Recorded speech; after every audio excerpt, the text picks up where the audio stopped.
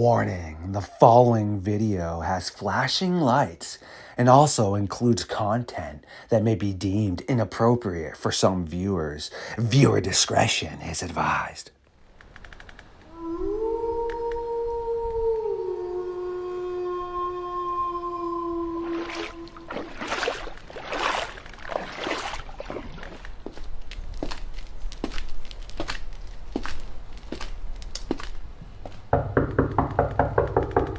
Brown Dwarf, yes, this is excellent to see you. Make your way into the Fox Den for another episode of Midnight Lycanthropy here on LordeStarfox Radio. This is the home and the stomping ground of the Midnight Society.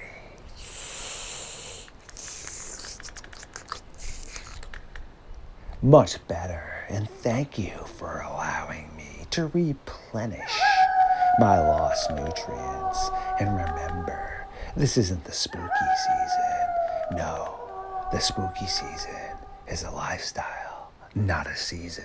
Blood, cracks, shadows morph, fangs pierce, bleeds reborn, fury rise, health ignites, burdens raise, endless nights. I looked into the eyes of this Dogman. There was nothing. This thing was an apex predator.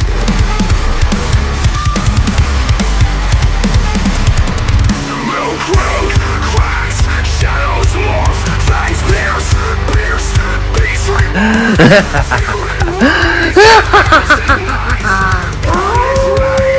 endless nights.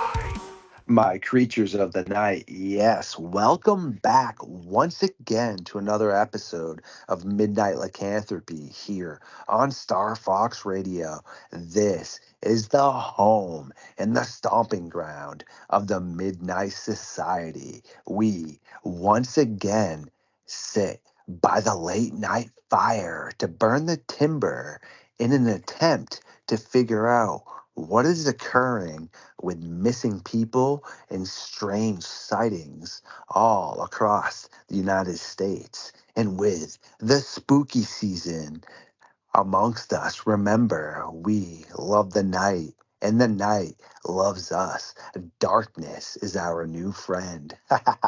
Tonight, we have Brown Dwarf. Yes, a new host. He is very well known in the cryptid community, but finally, we've got a chance to get him to sit down with us. How you doing tonight, man?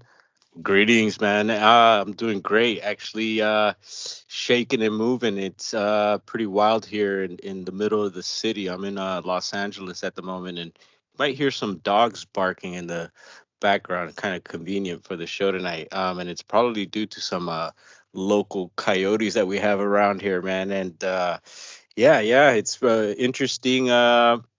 Days and nights going on here. But like I said, mentioned being busy. Just got back into town.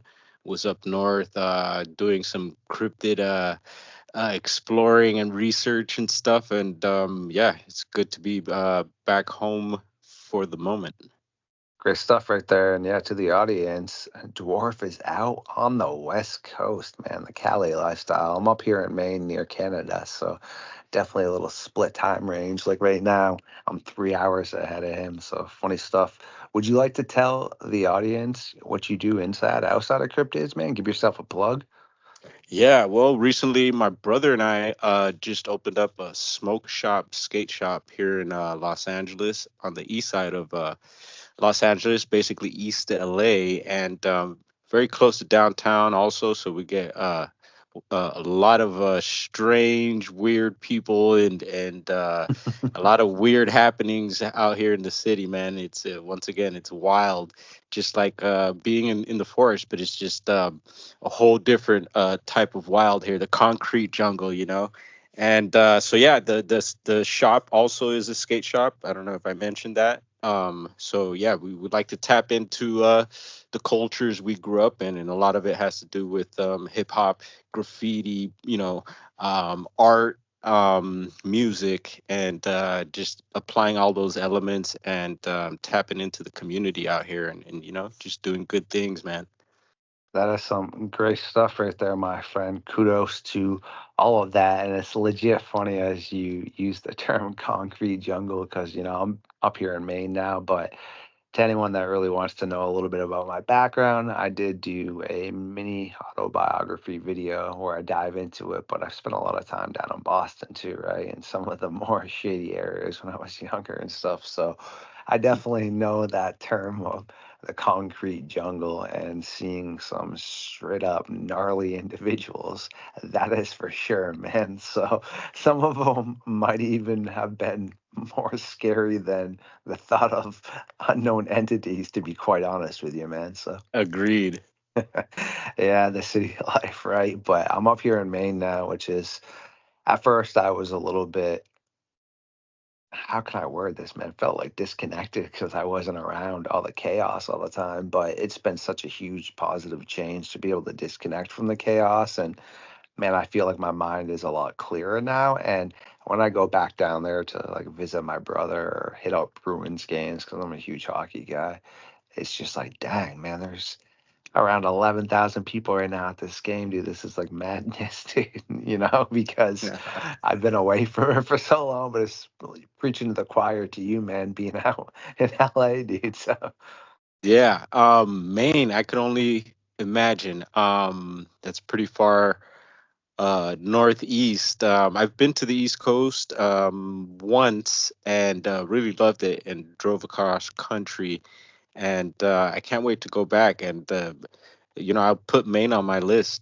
really awesome place, with forest aspects and environment. Definitely lacks a little bit of opportunity for sure, but we are the most forested area in the United States. And a lot of people don't realize that prior to the Michigan Dogman 1887 account, we had accounts from 1865 up here involving people that were working in a potato field that saw this strange canine looking like creature that would stand up and be quadrupedal and bipedal that scared them off. They didn't want to work the fields. And then you have a mailman that was riding his horse and buggy through the forest near Bangor that had an encounter with a pack of strange, large canine looking creatures that one of them would stand up and go back down. And so it's interesting, that's for sure, because a lot of people think that Maine and the Northeast is really not tapped into. But the more, even though I don't specialize in any of this stuff, I didn't really realize how haunted and how much paranormal aspects do occur in the Northeast. And it would make a ton of sense because the Northeast is one of the oldest areas to be colonized by some of the more modern day individuals. So areas like Boston and Portland, Maine, and such are super old cities because they're right by ports and bays and such. And when you look into a lot of the creepiness up here, it's absolutely nightmare fuel, some of the stuff with just strange occurrences that you didn't even realize. So yeah, Maine's got a ton of that, and sometime I'll definitely share some of that interesting stuff with you. And before we dive into some of the Dogman stuff, I want to ask you about, but also hear your opinion about. It's funny because shout out to, I haven't talked to him in a bit, but Takashi 69. I used to do a ton of work for him, man, and Oh I did wow. a bunch of, yeah, like album covers for some of his singles, man, and just custom artwork, whatever. Long story short, he sent me, sweet rainbow teeth, bro, like a gold grill. He sent me all kinds of custom like hoodies Uh-huh. and That some custom that hoodies with Nicki Minaj, bro, and what? sprayed in some custom spray and color with my hair and extensions. So that's how I kind of, I've always thought that stuff was cool, man. Growing up like a nerd, Jeff Hardy and stuff. When I watched wrestling back, like when I was 11, super awesome. So I always dyed my hair crazy like that. But yeah, so long story short, man, is he's kind of been definitely an influence on my image wise when I portray myself as Star Fox for sure, and kind of my swag in general. Yeah, I was wondering, yeah, because I seen some stuff that you sent me, and yeah, I noticed the colored teeth and certain little things, and I was like, what's up with all this here? I'm like, well, I'm pretty open. I don't look like your average citizen myself, so, but yeah, that's definitely some new and trippy news to me, man. Wow. Nah, I figured you would get a kick out of that, especially when you talk about like the skate shop and things, man. So yeah, I've always been into like aesthetics and just really, we live once, dude, and hair color and, piercings and things. Piercings are Hmm. obviously a little bit more extreme, but I mean, hair color, dude, you can change that. You can cut your hair, man. You can change your shirt. You can change your jeans and such. So I've always just kind of had that, I guess, everyone around me would be like rock star appeal. I don't know. It's just who I was, man. So I totally get you, man. And for me, growing up in Hollywood, I was surrounded by that type of stuff, and that's why it just is just part of us here. And yeah, going back to Maine too, I've actually been fascinated with Maine. Like I said, the East Coast is always uh, had a calling for me, and like I said, I visited once and it was more in the Virginia area, but we did get to go up a bit north into the city, New York and stuff, and we went through several states when we did that, and it was just a brief visit. But since then, and since I've gotten into these topics, Maine has popped up, and never before Maine, I heard of it, whatever, but I'd never paid much attention to it. It's just so far out and up there. Um, but yeah, Maine has popped up in several paranormal, like you said, and I'll say from the Bigfoot world, quotation marks. And yeah, there's actually a lot of Bigfoot reports up that way, so it doesn't surprise me that there's also these canine type of sightings up there. you just nailed it on the head, man. I mean, it's super old up here. It's creepy in certain areas for sure, beautiful in others. But I encourage anyone, if you do get a chance, to check out the Northeast and especially areas like Maine, Vermont, New Hampshire. You want to see some really forested areas and places where things can hide, people can hide. I mean, check it out, dude. It's there and it's pretty gnarly stuff. So I wanted to ask you about some of the things that Jessica and I talked about, but you and her had actually spoken about originally. And now that I'm sitting here with you, it's great to get your thoughts on it because being a journalist for the North American Dogman Project, I try to keep my ear open as much as possible, but also, as stated, man, I'm very subjective and objective. And I try to go into things and always be a healthy skeptic, like meaning I don't just believe something if it's hearsay or what's it like through the grapevine or something. So just because you hear Right. things like floating around, it's my job to dig deeper into it and then try to find the connections and such. But the topic of the missing people and the homeless being attacked in California ties into people missing in general all across the United States, and Hmm. also in not even the city aspects, but where some of these homeless encampments are near the forest and such.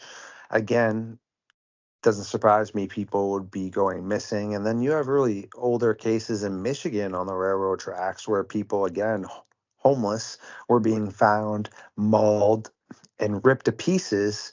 And there were strange sightings of quadrupedal and bipedal canine like creatures. So before I kind of potentially blow your mind a little bit, which I hope I do, I would like you to potentially blow my mind here because I love to learn and I want to hear your thoughts on some of that stuff, especially because you're out in that area, man. Is there credence to that or is that kind of hearsay?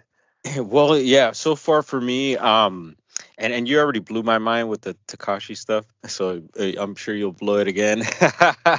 um, Yeah, so yeah, being in Southern California, and I'm actually back in Southern California because I'm actually based out of Northern California, but grew up out here, and we have a home up north in Northern California that we were experiencing weird stuff that kind of got me really into all this stuff, and maybe we'll talk about that on another show, but yeah, and then we also ended up moving to Southern Oregon, and but since Bro and I opened up business out here, I've been back in SoCal, And since I've been out here, it's been a couple years now, and I've just been really tapping in back to what's going on out here. And like I mentioned earlier, a whole lot of madness in the city, and with that madness, you have obviously the homeless situation that's a big issue, not only in Southern California, not only in Los Angeles, but across the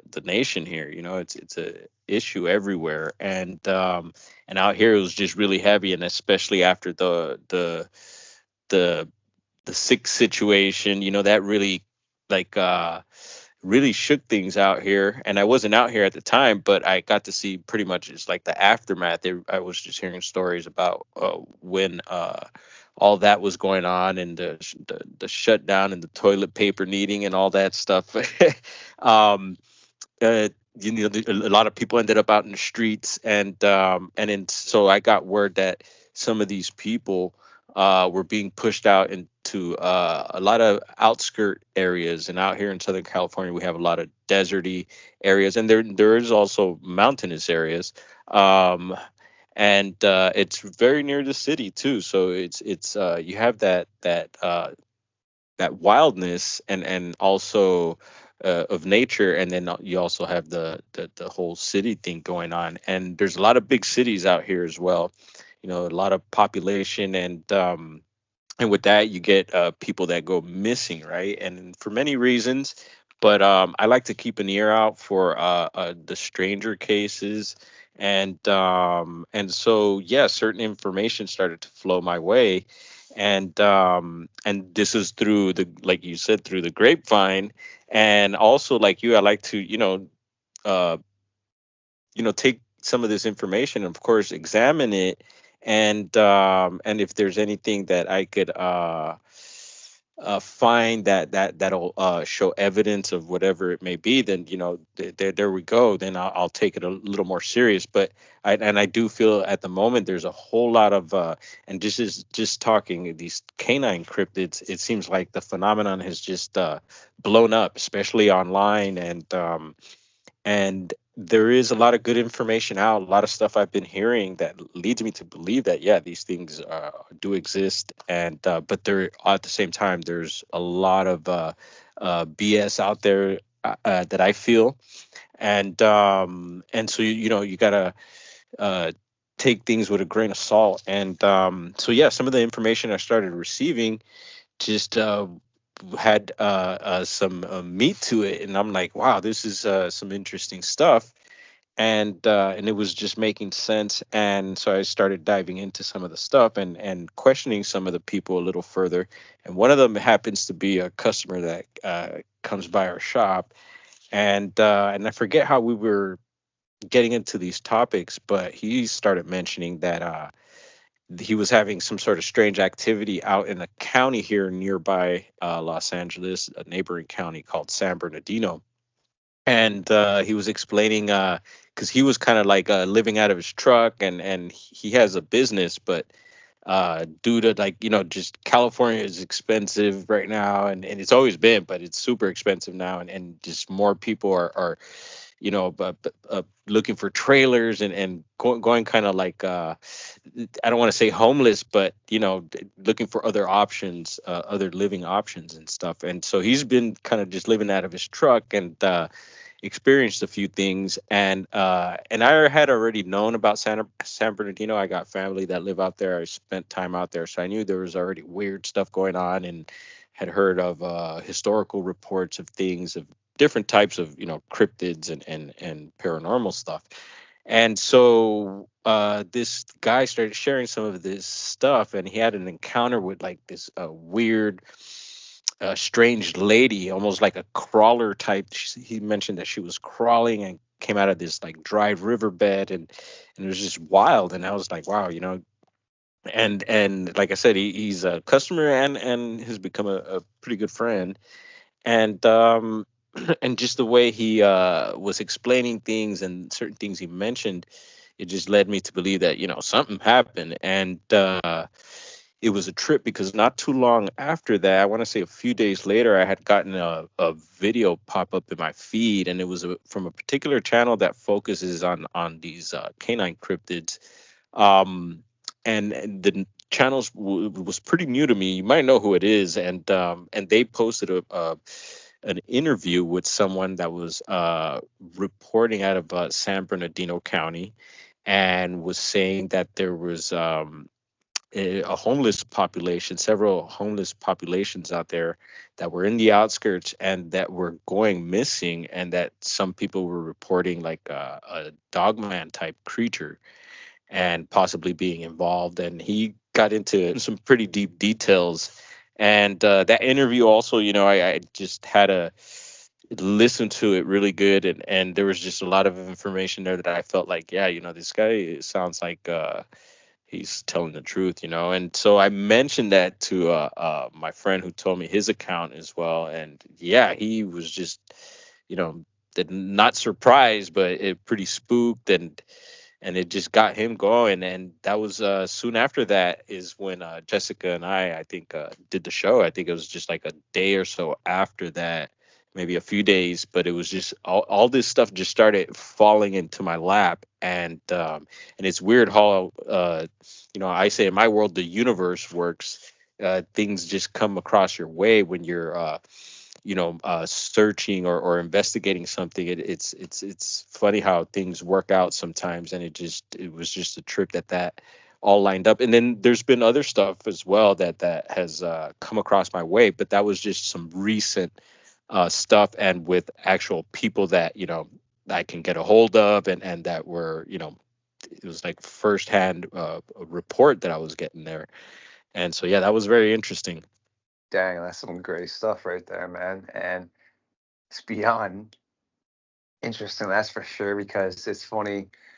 Sometimes I catch myself when people are telling me, things that I've been able to verify and they're spooked about it. I'm like, oh, wow, that was pretty cool. And I'm like, oops, well, obviously to them, the encounter is not cool. But being a journalist, I always find this stuff fascinating and super cool. But at the same time, like you were just stating, the things that are occurring are just absolutely mind blowing for sure. And well, would you like me to stir the pot a little bit right there?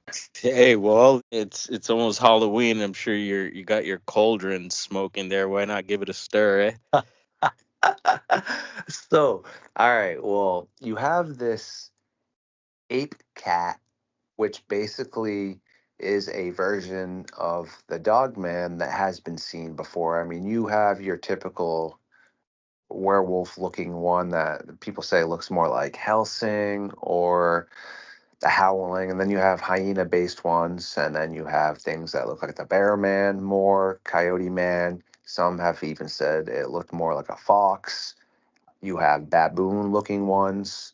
Okay, so there are different versions, which the baboon looking dog man kind of actually has some similarities with the Gugway, which Right. I'll tap on here in a second. But the Watch Valley ape cat is from Washington, and it's near an Mm. area where there's been a ton of strange activity. And I've spoken about it before, but during the Manhattan Project, two scientists up there, Dr. Barr and Laura Donaldson, were working on animal experimentations and admitted numerous times that some of their quote unquote creations had escaped. Well, ever since then, in the modern times, people have seen something that looks like a large canine like creature, but hyenas can look canine-ish as well, but it's got a large mane kind of like that and sleek skin, which hyenas also have sleek skin. But yeah, Mm. so it's got the fur, the sleekness potentially of what would look to be like feline, but a larger head. So that's really interesting because that's all around the area, and it's called a Klickitat ape cat. Well, now in California,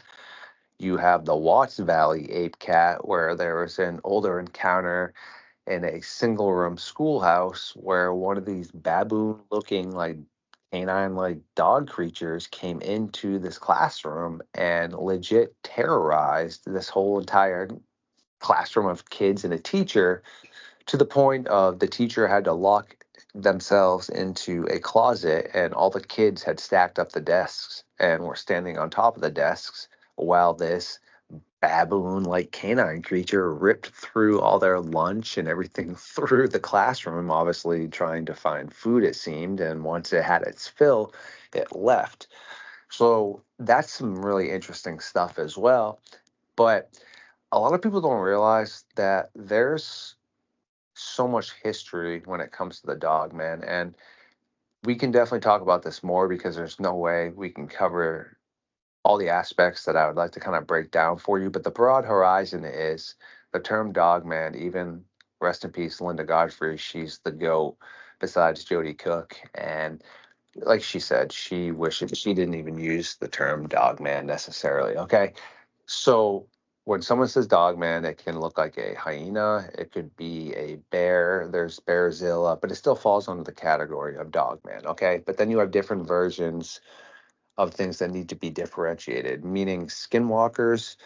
Yeah, some of the stuff that they dove into to become a skinwalker is definitely similar to some of the stuff the Nordics, as well as people that were diving into the occult, would be doing to become a werewolf, quote unquote.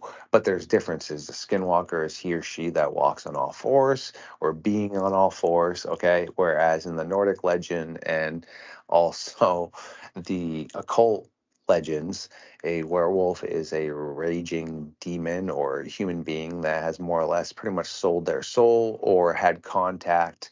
There's literally so many books, man, that are occult books that are banned, okay? Either by the Vatican or different, countries or religious groups. And I mean, just recently in the Czech Republic, 13,000 occult books were found in a secret Nazi bunker by the Czech Republic. And we all know Heinrich Himmler, yeah, and the Dirty Stash and all that group of people during World War II were huge into a cult. Okay, I mean they were at Castle Hauschka, which is an area that has had rumors of being a hole to hell and all kinds of things, man. So they were all into that, and in all these books, man, there's ways to summon things, okay? Whether it's the crispy man himself, Lilith, some lesser demons. You can summon things that look like the Jersey Devil, shadow figures with wings, black eyed entities, werewolf looking things, vampires, all kinds of screwed up stuff, okay? Oh yeah. So that, yeah, is still under the category of dogman because it's been mixed in, and I'm guilty of using the term werewolf and dogman interjectively as well, meaning Mm-hmm. Aaron Deese is one of my good friends from Small Town Monsters. Well, he dubbed an area Dogman Triangle. Super cool. Well, there's an area where a ton of people are going missing that I ended up calling Werewolf Square. Dogman Square didn't sound as good. Werewolf Square sounded cool, but I understand and I'm a big advocate about pushing the differences. I'm not saying that area is full of werewolves, okay? I think that area Mm-hmm. is full of dogmen. So there is a Right. massive yes, a massive difference. But now when it comes to like the term dogman, this is the historical stuff that I think people should really not overlook. In 290 BC, way before there's any references of any sort of Sasquatch type entity, you have the Greeks speaking about these creatures called cynocephali. You have Cesius, Herodotus, and Alexander the Great all mentioning this. Keep in mind, this is a culture hell bent on basically being indestructible. And Alexander the Great, man, none of us need to know this guy. Just listen to his name, Alexander the Great. He was hell bent on conquering and being like a god, man. You think this dude had time just to sit around and crack jokes, etc.? No, that's not how the Greeks and Romans worked. They only documented things that occurred, man. Their culture wasn't fully about, they didn't really care too much about people that just wrote poems and books, man. I mean, people documented things, but that was a very hands-on, war-driven cultures, okay? So for them to document things, which is also a lot of the stuff they've documented was documented by other great cultures around that point in time. Well, like I said, all those guys, Herodotus, Cesius, and Alexander the Great, speak of the cynocephali, which are hominoid like canine like creatures. But again, no one's ever taken their DNA, and hyenas look like canines and are not canines. So they do not know, and we still don't know if they were truly canine. They could have just resembled this, but either way, they came from the cave systems and they lived up in the mountains. Okay, they had made their own armor. They used swords and weapons, just like Alexander the Great and his soldiers. and they would come down also and trade with the markets. Not the Native American culture, but over in India, they also around this time and a little bit later on have reports of the cynocephaly living in the Right. mountains, and they'd come down and trade with them. Okay, they couldn't Yes, speak. I've heard of that. Go on. Yeah, they'll bark and things like that, but they would trade. Okay. Well, Alexander the Great literally says like he did not like to fight against these things. He would much prefer when they were on his side because he fought with them sometimes, but they were hellacious warriors. But at the end of the day, they could be unalived by steel, just like a sword. Okay. But Mm-hmm. these beings as well would also not purposely seek out people according to them, but they would take the bodies of the fallen men off of the battlefield and consume them. Okay. And when you look at, I'm very spiritual, but I'm not religious at all. So I don't know anything really much about the Bible until like our specialist in my historical aspects team, like our cult specialist, biblical aspects, they all introduced a ton of this stuff to me. But then you have Jason and the Argonauts now that are Mm-hmm. mentioned supposedly dealing with the cynocephaly as well. And there is before modern day religions and things, because like I was speaking to the person that specializes with that, these cultures would have never been quote unquote influenced by some of the stories maybe that were put into the Bible about dog-headed people. They would have never had any sort of connection with that. So what they were speaking about wouldn't have been off of influence. It would have been off of direct interaction or contact with something. So we think, and we'd like to turn it into a theory, it's just like a hypothesis at the moment, that the cynocephaly had a great civilization, just like everyone else, whether it was the Greeks, Romans, the Chinese, doesn't matter. And every great civilization falls, okay? So we think that their civilization probably fell and they obviously lost some numbers, but they're still around. And that would explain why there's, sporadic sightings and people don't realize they were clothing. They wore furs of the animals that they would attack and consume, and they Mm. have weapons and things. So when people are reporting seeing something that's quadrupedal and bipedal and that's holding, like, say, a stick, using it as a weapon or wearing clothing, it really got me thinking that, say things like the Rougarou and the werewolf. Yeah, sure, I do definitely think some of the occult is, definitely interesting topic, but I think a lot of throughout history, when people would see something that would resemble that wearing clothing, they would automatically assume it had to be a person at one point in time, which I don't think that is the truth because everything I just kind of spoke about with the cynocephaly is the fact that they all wore clothing as well. I mean, you have the Aztecs that show depictions of them wearing the same headdresses and robes that they were wearing as well. Okay, super interesting. Wow. Yes, and then you have the more modern day Native American cultures, speaking about them.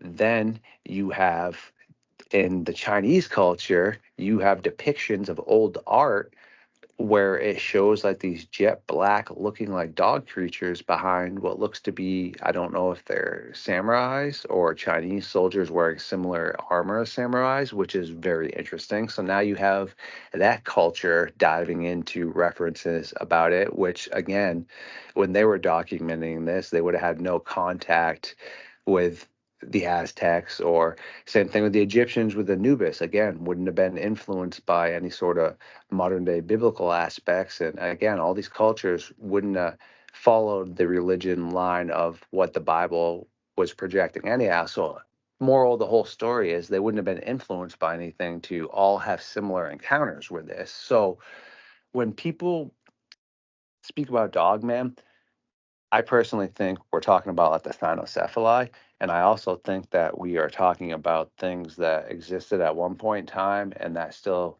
do exist, like short-faced cave bears. That would be a very menacing looking canine-like creature as it stood, well, 14 feet tall, man, and its hips were strange where it could, stand up a little bit more articulately than a grizzly bear. And then you had the amphicenoids, like the amphicenoidae, which was the bear dog. And quite a long time ago, they all split off between, canines, bears, raccoons, and they all broke off into their little thing. But the amphicenoidae was a bear dog that had hips that would allow it to be quadrupedal and bipedal at points in time, which literally drives the track patterns and the movement patterns that we document in a lot of stuff is how they go back and forth. It's almost like once they get the momentum, they then can push themselves up on the two legs and stay Mm. upright for a bit. Yeah. Wow. Yeah, well that is new stuff to me. And some of the stuff you're talking about is stuff that I'm very familiar with as well. And you opened up several rabbit holes along the way there that I just wanted to dive into, and hopefully we'll do that in the future. But uh, going back a bit, you mentioned some of the those Germans, and yeah, there was some stuff that I ran into, some information, and also some strange footage that I seen. It was on YouTube, and it was of supposed soldiers, and there was these wolf type beings also, or dogmen, or I'm not sure, um, that were, I guess, also like these soldier type. And I don't know if they showed one that had been unalived or whatever, and the footage was just very interesting, and it seemed pretty authentic. It was old footage, and it's interesting, man. I'll send you that link if you haven't seen it. And so I think that is a whole rabbit hole there with the Germans, and I think they still have a lot to do with the UFOs that we're Hmm. witnessing these days, and I do believe a lot more, because they had you mentioned the whole occult stuff going on, so you get into that history, and I'm sure it's still current. It's current day stuff that's happening, still involving them. We just don't, most people don't see it, so that's definitely a whole world to explore there. And then moving forward, yeah, there's a lot more information I'm coming across these days, hearing about these like super soldier type beings and stuff like that, which is that's really, it's a tough one to swallow, especially if you're not into this stuff, and even for some that are. It's hard to think that that they're maybe weaponizing some of these creatures, but you're saying also that in antiquity, that there's reports of these beings being like soldier like warriors and stuff like that. So that kind of connects with the current day reports of these beings being like super soldiers. So I don't know if it's all that they're being actually weaponized by us. Maybe they already got their stuff going on from way back, and like you're saying, you're reporting, and some of this information you're hearing, and I think that's just some of the stuff that comes to mind right now with all that. So it's definitely like we say, fascinating, man. But yeah, so with the super soldiers, like you had mentioned, I could definitely see, yeah, some sort of specially trained agency being able to get their hands on potentially, a cynocephaly more or less, just because I don't want to use the word primitive because the Greeks and the Romans were not primitive whatsoever. I mean, especially for the time frame, they were extremely advanced, but a sword in comparison to a semi-automatic weapon is definitely a little bit of a difference, you know what I mean? I mean, same thing with a bow and arrow compared to a grenade or something. But moral of it is, if those individuals, yeah, with hefty work were able to unalive the cynocephaly and such, I don't see why potentially someone, like I said, that's highly trained couldn't get their hands on one. And yeah, it would make for some sort of pretty gnarly soldier, considering without any sort of enhancements, they were just already, according to them, kicking their butt. So it's definitely really interesting. And the last thing I wanted to say before we tie this up about the video, I've seen that with a female werewolf. And here's what's really interesting about that. Jody Cook was able to debunk and also bring clarity to that video. So it was debunked, but then a further layer was found, meaning that video itself is not an official SS video, because if you look at the SS uniforms and such, there's two different reasons. A, their dirty stash would never allow anyone outside of his inner circle to wear those uniforms. Hmm. And the people that are wearing those uniforms, there's definitely some discrepancies in that. What did actually occur, though, is yes, that was documented that a female, like canine creature, was terrorizing a group of his SS soldiers, and apparently they did chase it into a open area, a field where they unalived it, and did see it and said it looked like how it did, but apparently something else occurred where they needed to go deal with something war based. But once Mr. Dirty Stash figured out what had occurred and that they had just left without taking it back or really documenting it, he was super ticked off. But he also wanted it basically reenacted so he could understand it. What we think occurred is that the SS and the Dirty Stash just made local villagers or maybe even prisoners of war reenact that video so that he Okay. was able to understand how it occurred. Trip out. Right? Yeah, and I'm so glad you're able to relay on that. And I know we're getting maybe towards the end here, but I also, before we go, what comes to mind coming back to the homeless, is that so if these are possible, soldiers or these beings are part of a program, I mean, I would imagine they have to feed these things. And you did mention that, some of these things in history were known to consume Mm, some of the fallen hmm. soldiers. And so I'm thinking, since the homeless issue is such a problem, maybe it's just something that comes across my mind. Maybe it's a way that they're getting rid of some of these people. I don't know. They got to, like I said, feed these things something. So I can only imagine what they are feeding them, man. But yeah, yeah.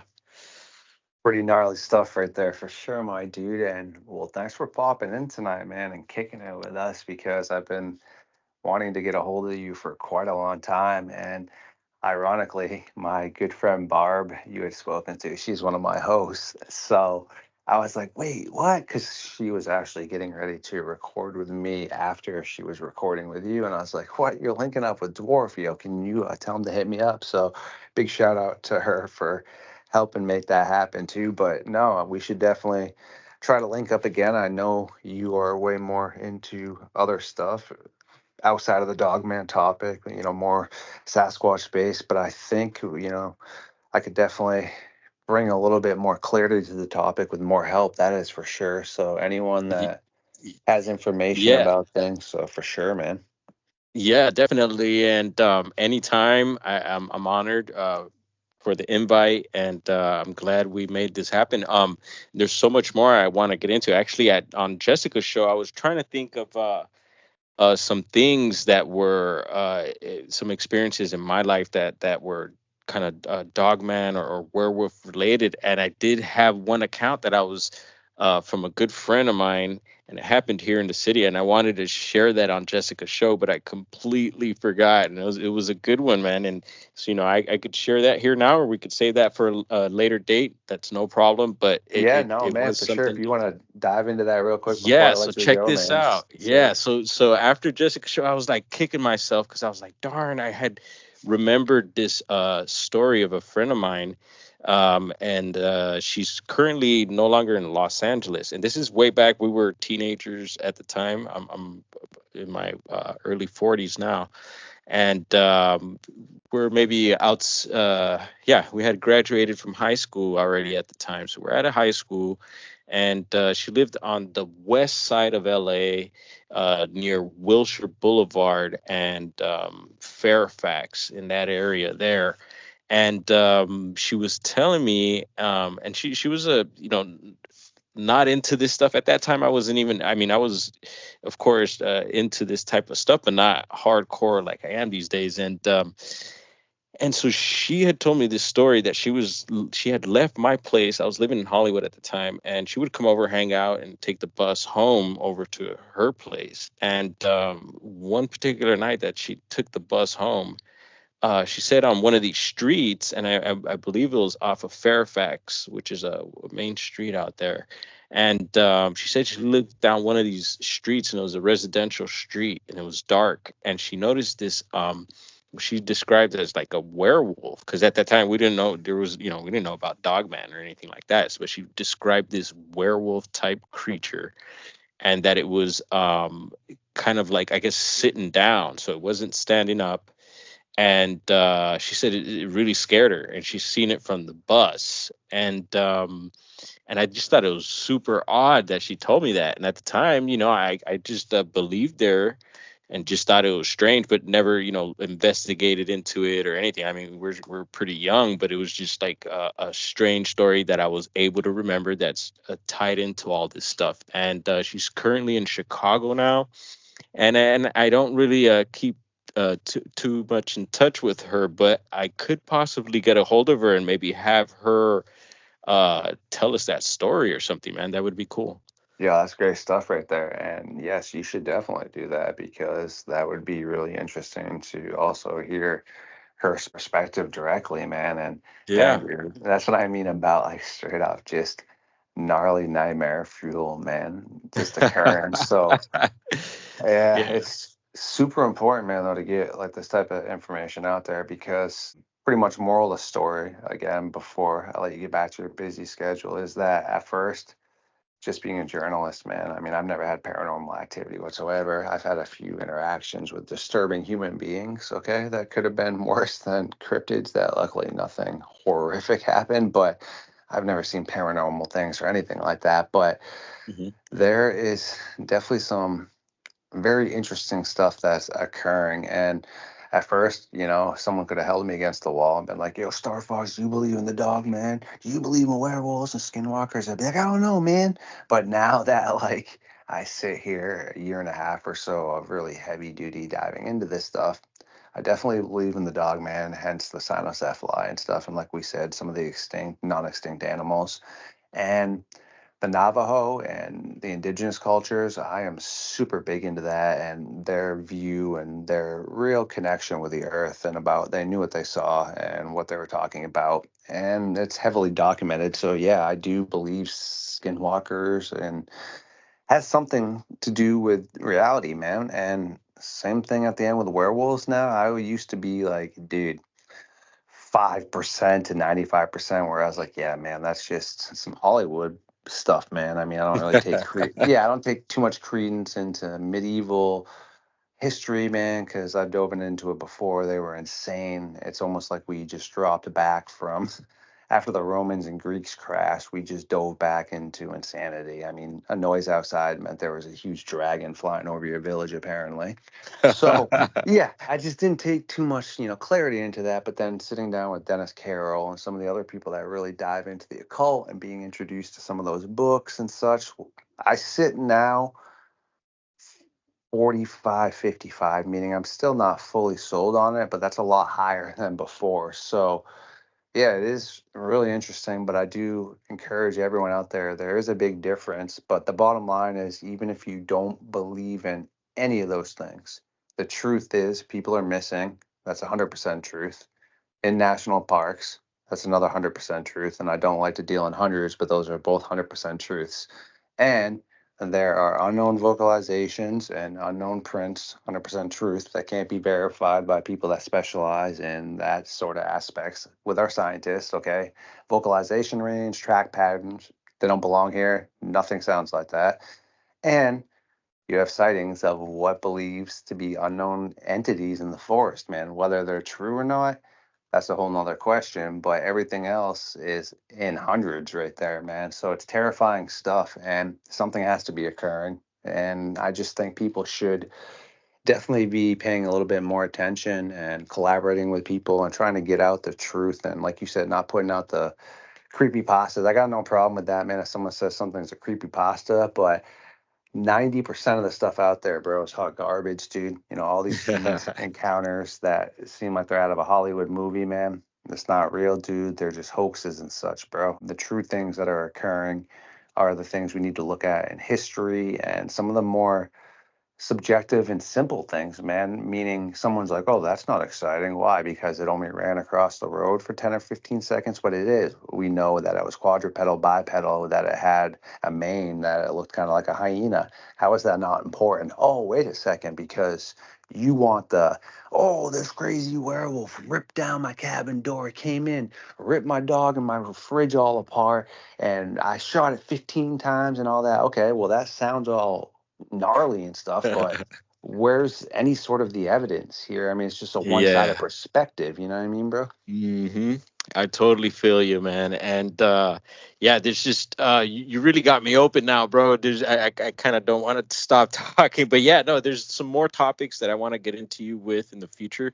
One being some redwood reports up my way, and with some pictures, so maybe we could dive into that stuff as well. Heck yeah, man. But yeah, and then yeah, R.I.P. to Linda Godfrey, man. I'll never forget that Inside Edition interview. And yeah, dude, I guess I do know a little something about this topic. You do, man, for sure, bro. So it's like I said, been great to sit down with you. And again, yeah, rest in peace to Linda. Every time, man, even if I'm not in my room and my YouTube's just playing or something, or my Tubi, man, dang, do I recognize that woman's voice from anywhere. And I'm like, yo, that's Linda. She's on. So I always pop in. And a lot of times I've already seen, potentially what she's talking about. But every once in a while, I see something new that she was covering, which is always great because, like I said, those are the things that people should be looking into. And I encourage anyone out there, if there was two people that anyone could ever learn about Dogman from, even though she's not here anymore, rest in peace, Linda. All her stuff's out there. Okay, Linda Godfrey's amazing. And Jody Cook, man, Jody's still with us, dude. Jody's the goat, man. He's the person that found the North American Dogman Project. Been doing this since 2001. Okay, so those are people that have the knowledge and stuff. And I just encourage people to learn from them. I mean, they're the ones that are a reason I was able to learn a lot, but also anything that I ever talk about or any of my hosts, do your own research too, my friends. I mean, it's sometimes intentional that people leave out information, but other times when people share information, it's not necessarily their fault if something isn't included because maybe when they were informed it wasn't included. But that's the beauty of research is that you can do your own delving out there and everything's there. Just obviously be able to distinguish, the hot garbage from actual quality stuff. But the things we speak about, with all my hosts, it's all out there. So at the end of the day, make sure y'all just stay safe. Check your information, man, and go over and also support Dwarf. I'm going to have all his links up in here, and hopefully sooner than later, I can get him back on. And anyone out in the Cali area, man, make sure y'all hit him up and check out his shop for sure. Yeah, all aboard. You hear the train? We got the train here. Thank you once again, man. Much appreciated. You take care, brother. I'm going to hop on this train on out. Thank you for everyone who stopped by tonight once again for this episode of Midnight Lycanthropy here on Star Fox Radio. If you do enjoy my content, please like, subscribe, comment, and share it. Feed the algorithm. And remember, I love the night, and the night loves me. The darkness is my friend.